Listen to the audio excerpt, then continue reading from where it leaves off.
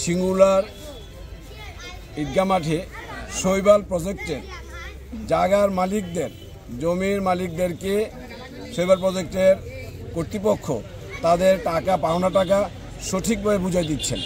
আমাদের উপস্থিতিতে, এলাকার উপস্থিতিতে এবং এলাকার গণ্যমান্য ব্যক্তি, রাজনৈতিক ব্যক্তিত্ব জনাব ইব্রাহিম সাহেবের মধ্যস্থতায় আজকের এই সমস্যার সমাধান হচ্ছে।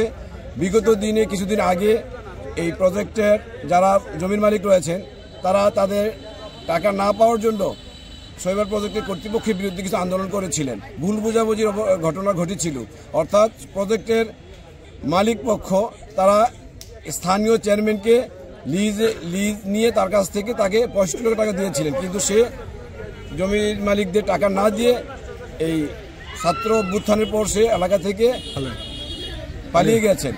যে আর বাস্তব ঘটনা, কৃষক তার টাকা পায় নাই, সেই জন্য তারা কর্তৃপক্ষের বিরুদ্ধে আন্দোলন করেছেন।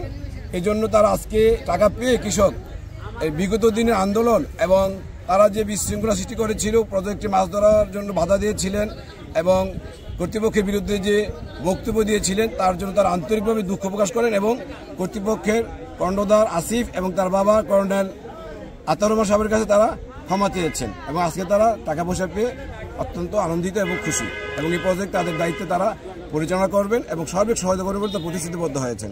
আমরা এখানকার যে কমিটি ছিল, কমিটির কর্ণধার ছিল চেয়ারম্যান লোকমান চেয়ারম্যান, কর্ণধার ছিল। আমরা তাকে এই শৈবাল প্রজেক্টের টাকা আজ থেকে 5 মাস পূর্বেই 65 লাখ টাকা আমরা তাকে হ্যান্ড ওভার করি তার হাতে কৃষককে দেওয়ার জন্য। কিন্তু কৃষককে ওনা না দিয়ে 5 আগস্টে সে এই গ্রাম বা এই এলাকা ছেড়ে চলে যায়। কৃষকরা এখানে টাকা না পেয়ে, তাদের জমিনের টাকা না পেয়ে তারা অনেক অনেক আক্ষেপ প্রকাশ করেন। পরবর্তীতে আমরা আবারও এটা বসার জন্য চিন্তা করেছিলাম, তখন তারা একটু এই মানববন্ধন করেছে। মানববন্ধনে বিভিন্নভাবে বিভিন্ন লোকজন কথাবার্তা বলছে আমাদেরকে নিয়ে। অতএব ওরা আজকে বুঝতে পারছে যে এটা তাদের ভুল ছিল এবং কৃষক যেহেতু টাকা পায় নাই, আমরা পুনরায় আবার আজকে 40 থেকে 50 লক্ষ টাকা দিতে আসছি। সরজমিনে কৃষকের হাতে আমরা টাকা দিচ্ছি। আমরা চাই কৃষক টাকাটা পাক। এটাই আমাদের মূল উদ্দেশ্য। আমাদের প্রজেক্টের মূল উদ্দেশ্য এটাই যে কৃষক যেন ক্ষতিগ্রস্ত না হয়, লোকমান চেয়ারম্যানকে যেন আইনের আওতায় আনা হয়। শৈবাল মৎস্যচাষ প্রকল্পের আমার জমির টাকা আমি বুঝিয়ে পাইছি।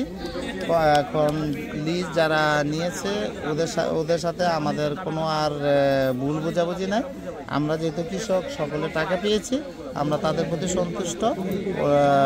ওদের সাথে আমাদের কম্প্রোমাইজ হয়েছে। ওই বাংতির টাকাটাও জনগণের যে প্রাপ্য সঠিক সময়ে ওই টাকাটা দিয়ে দিবে। আমরা আমাদের সকল কৃষক শ্রেণীর পক্ষ থেকে লিজ ওই মালিককে, যিনি যে লিজ নিয়েছেন তাকে অশেষ ধন্যবাদ। হ্যাঁ, আমরা টাকা পাইছি ইনশাল্লাহ বুঝিয়া। এই এখন আমরা 6 মাস টাকা পাইছি না। আমরা আন্দোলন করার পর থেকে আমরা এখন আমাদের টাকা 100 কিস্তি বুঝাইয়া দিয়ে দিচ্ছি। আমরা এই কর্তৃপক্ষ খুশি, আমরা জমিনের টাকা আমরা পাইয়া। আমি কনাশের টাকা পয়সা আজকে দিছে, কনাশের মেহমানরা আমরা খুশি। এই বান্তির টাকাও দিছে, আঙ্গুর জমিনের লিচির টাকাও দিছে।